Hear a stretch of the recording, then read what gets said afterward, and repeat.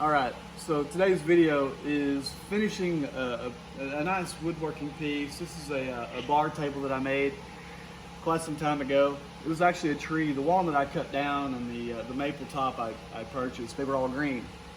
So as you can imagine, it's taken 2 years for this project to come to fruition. And I wanted to talk about fast drying polyurethane. This is just clear gloss.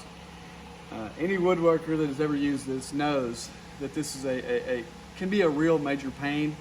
And I'm going to show you something, how to get around some of the pitfalls of fast drying polyurethane. And one of my favorite products, I have an old product here I want to show you.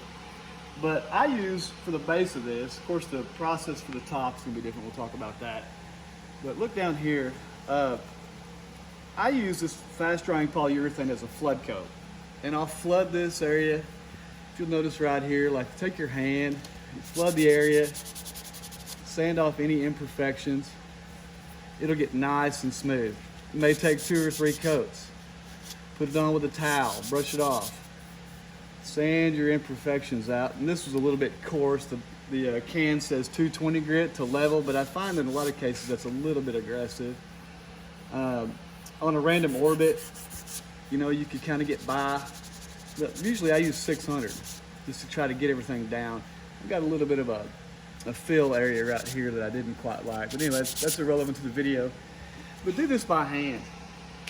It's easy to want to grab a random orbit like this and go up and down here like this. But what'll happen is the bottom edge of your sandpaper will cut a groove into whatever if you have a shelf like I did here, you'll just dig a groove. It's a really terrible idea.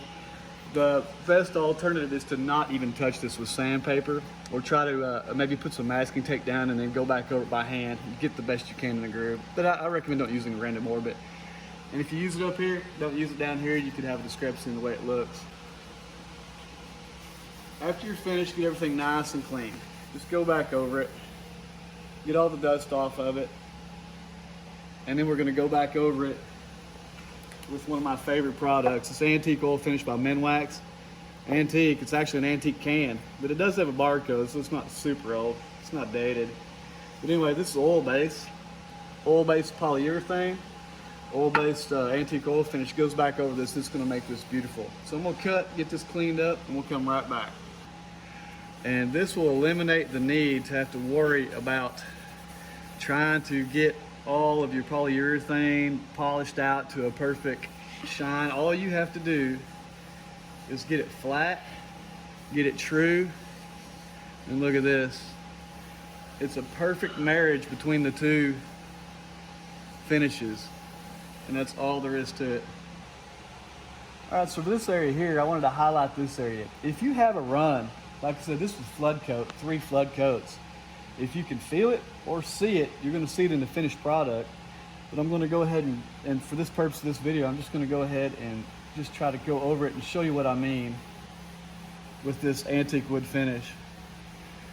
It's just an absolute joy to use. And this is going to be glass slick. It's going to be hard. I hope that came through in the video. Show right here, highlight this area here. Absolutely beautiful. Important to note, don't go crazy with this. We're not flood coating anymore. You're just putting a thin layer on. If you have to, we can come back with some real light steel wool, or maybe like a 2000 grit sandpaper. But this just goes on now so thin. The product will tell you when it's time to get off of it. You're supposed to buff this out after 2 to 3 minutes. I find that that's okay, and you can do that, but you can almost buff it while you're putting it on. Your rag gets saturated, get you a new rag. Go ahead and work it, keep working it. Look at this area right here. Amazing. It's just a fantastic product. The color works well with walnut. It's not gonna darken it. It's just gonna make it really pop. Just keep working it, and I'll come back and I'll show you the finished product.